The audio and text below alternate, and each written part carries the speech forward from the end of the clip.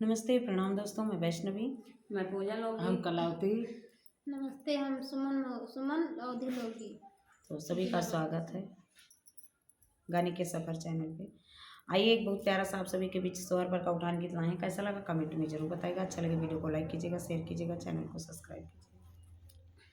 भैया कई प्यारी बहिनिया हो लैया मई बताओ, भैया कई प्यारी बहिनिया हो लैया मई बताओ। जौवई बहिनी बगियवा में पहुँची, जब वही बहिनी बगियवा में पहुँची, भौजी लुहा बादरवा हो लैया मई बताओ, भौजी लुहा मई बादरवा हो लैया मई बताओ। भैया कई प्यारी बहिनिया हो लैया मई बताओ, भैया कई प्यारी बहिनिया हो लैया काहे का मोरी भौजी बांदर लुहायु, काहे का मोरी भौजी बांदर लुहायु।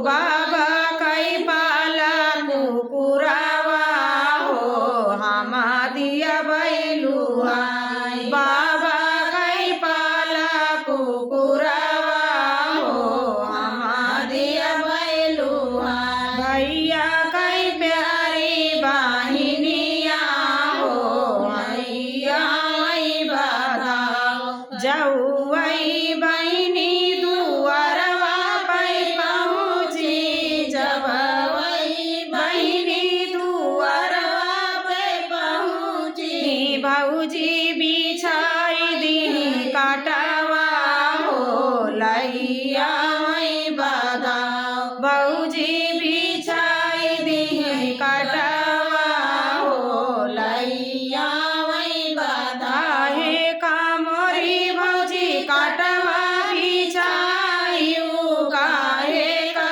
मोरी भौजी काटवा बिछायु। भैया कई राखा नौकरवा हो हमा देव हटवा, भैया कई राखा नौकरवा हो हमा देव हटवा। भैया कई प्यारी बहिनिया हो लैया मई बताओ, जब वही बहिनी वसरवा में पहुँची, जब वही बहिनी वसरवा में पहुँची, जब वही बहिनी वसरवा में पहुँची, भैया भौजी बंद करई दरवाजवा हो लैया मई बताओ, बंद करई भौजी दरवाजवा हो लैया मई बताओ। काहे का मोरी भौजी बंद कइलू दरवाजवा, काहे का मोरी भौजी बंद कइलू दरवाजवा। भैया कई लागल बढ़ायावा हो हमा देवई चिराय, भैया कई लागल बढ़ायावा हो हमा देवई चिराय। भैया कई प्यारी बहिनिया हो लैया मई बताओ।